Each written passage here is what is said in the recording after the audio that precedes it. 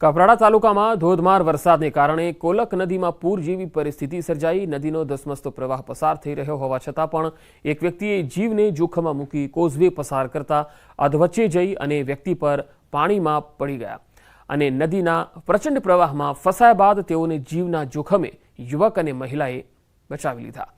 નદી કિનારાના એક યુવક અને એક મહિલા તાત્કાલિક દોડી આવ્યા હતા અને આ વ્યક્તિને બચાવવા માટે પ્રયાસો કર્યા હતા। એક બાજુ નદીના પ્રચંડ પ્રવાહ અને નદીના વચ્ચે જ ફસાયેલા આ વ્યક્તિને બહાર કાઢવા યુવકે પોતાના જીવને જોખમમાં મૂકી અને વ્યક્તિ સુધી પહોંચ્યા અને તેમને બહાર કાઢ્યા।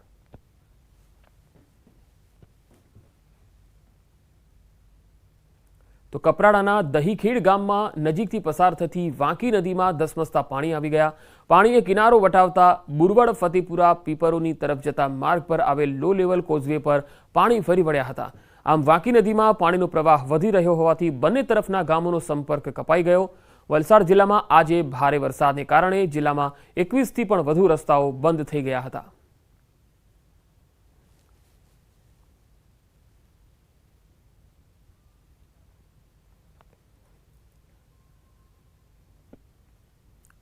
તો રાજ્યભરમાં વરસાદી માહોલ વચ્ચે અનેક સ્થળોએ પ્રાકૃતિક સૌંદર્ય સોળે કળાએ ખીલી ઉઠ્યું છે। અનેક ધોધ સક્રિય થયા છે।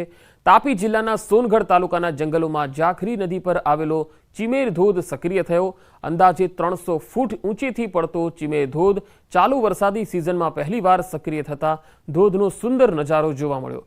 તાપીના સોનગઢથી આશરે 31 કિલોમીટર દૂર આવેલ આ ચિમેર ધોધને નિહાળવા દૂર દૂરથી સહેલાણીઓ આવી રહ્યા છે। તો તાપીમાં ભારે વરસાદથી ચિમેર ધોધ સક્રિય થયો છે અને આ ધોધને નિહાળવા માટે આસપાસ અને લોકો જે પ્રકૃતિ પ્રેમીઓ છે તેઓ પણ દૂર દૂરથી અહીંયા આવી રહ્યા છે। જંગલોમાં જાખરી નદી પાસેનો આ ધોધ છે જે વરસાદમાં સક્રિય થઈ જાય છે।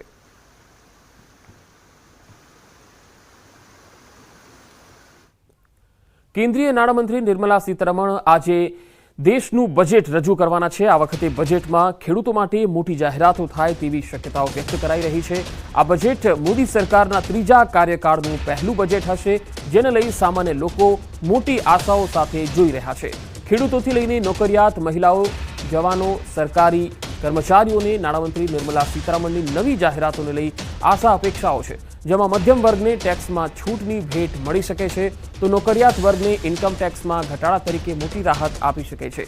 ઇન્કમ ટેક્સની મર્યાદાને વધારી શકવામાં આવે છે, સાથે જ ટેક્સ સ્લેબમાં છૂટછાટ આપીને દરેક વર્ગને રાહત આપી શકે છે।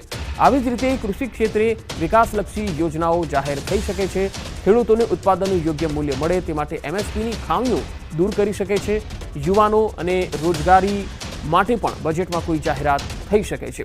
ઉપરાંત મધ્યમ વર્ગ તરફથી મકાન ખરીદી પર સબસિડી વધારવી, હોમ લોનના વ્યાજદરમાં ટેક્સની છૂટની મર્યાદા વધારવાની પણ માંગ છે।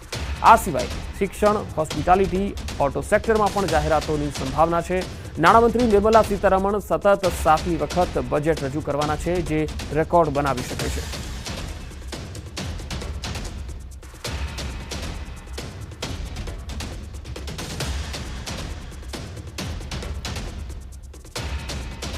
તો આવકવેરાના સ્લેબ અંગે પણ જાહેરાત પર સૌની નજર છે। આજે 7મી વખત નિર્મલા સીતારમણ બજેટ રજૂ કરવાના છે। આજનું આ બજેટ જેના પર આખા દેશની નજર મંડાયેલી છે, સીધી તસવીરો આપને બતાવી રહ્યા છીએ।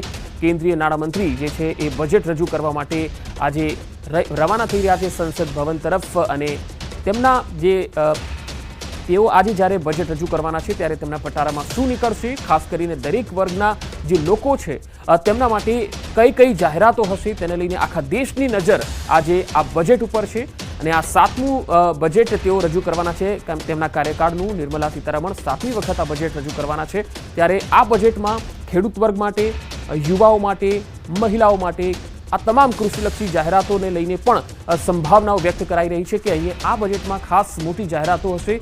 દરેક વર્ગ જે ઉદ્યોગ જગત છે તેમની પણ ઘણી આશા અપેક્ષાઓ છે અને આવકવેરા સ્લેબ અંગેની જાહેરાત પર સૌની નજર છે, કારણ કે ગત બજેટમાં પણ તેમાં કોઈ ફેરફાર નહોતો કરાયો, ત્યારે આ વખતના બજેટમાં આવકવેરાના સ્લેબમાં કોઈ ફેરફાર થાય છે કે કેમ તેના પર સૌની નજર છે। ઘણા લોકોની આશા અપેક્ષાઓ છે, ખાસ કરીને નોકરિયાત વર્ગ હોય, મધ્યમ વર્ગ હોય તેમની આ આશા સૌથી વધારે છે। ત્યારે આ 7મી વખત નિર્મલા સીતારમણ બજેટ રજૂ કરવા માટે જઈ રહ્યા છે। તસવીરો સીધી આવી રહી છે દિલ્હીથી, જે આપણે બતાવી રહ્યા છે। નિર્મલા સીતારમણ બજેટ રજૂ કરવા માટે સંસદ ભવન તરફ રવાના થઈ ગયા છે। નાણાં મંત્રાલયમાંથી બહાર નીકળી અને તેઓ હવે સંસદ ભવન તરફ જઈ રહ્યા છે.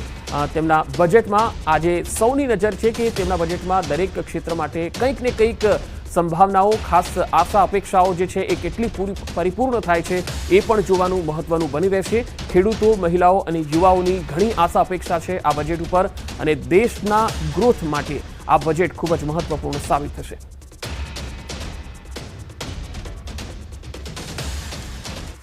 સમાચારોનો પ્રવાહ લગાતાર જારી રહેશે. હાલ રોકાઈશું એક વિરામ માટે.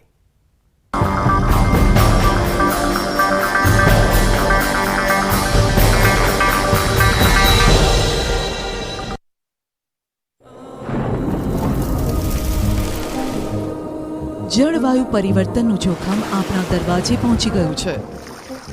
હવે જરૂર છે એક મોટા ક્રાંતિકારી બદલાવની અને આનો પ્રારંભ થશે 140 કરોડ ભારતીયોથી. આ ક્રાંતિ શરૂ થશે એક વૃક્ષથી. એક વૃક્ષ માનવતા માટે, એક વૃક્ષ આ ધરતી માતા માટે, એક વૃક્ષ આપણા ભવિષ્ય માટે. પ્રોજેક્ટ વન ટ્રી ન્યૂઝ 18 નેટવર્કની એક મોટી પહેલ. મહારાષ્ટ્રના જે દ્વારકા પોરબંદરની અંદર પરિસ્થિતિ જોવા મળી એવી પરિસ્થિતિ પણ મધ્ય ગુજરાતના એકલ દોકલ સેન્ટરની અંદર જોવા મળે તેવી શક્યતાઓ છે.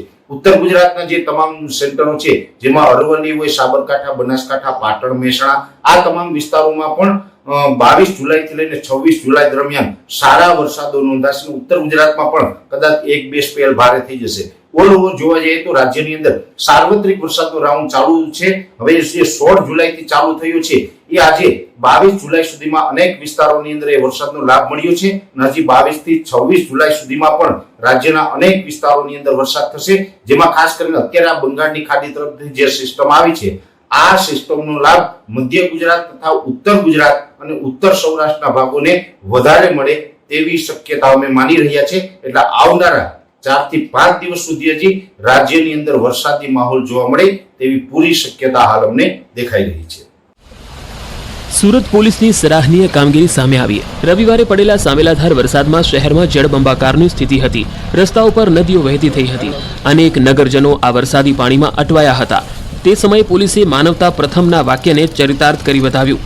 પોલીસે 2 કિસ્સામાં મહિલાઓને મદદ કરી. ઈચ્છાપુર પોલીસ સ્ટેશન વિસ્તારના કવાસ પાટિયા ખાતે પાણી ભરાઈ જતા ઈચ્છાપુર પોલીસ સ્ટેશનના પોલીસ કર્મચારી રાહદારીઓની મદદરૂપ થવા ધોધમાર વરસાદમાં પહોંચ્યા.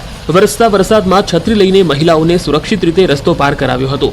આ સમગ્ર ઘટનાનો વિડીયો સામે આવ્યો, જેમાં જોઈ શકાય છે કે બાળકને તેડીને વરસતા વરસાદ વચ્ચે પતિનું સ્કૂટર બંધ પડતા ચાલી રહી છે ત્યારે પોલીસ કર્મીએ મહિલાને મદદ કરી હતી અને છત્રી લઈને સુરક્ષિત રીતે રસ્તો પાર કરાવ્યો હતો.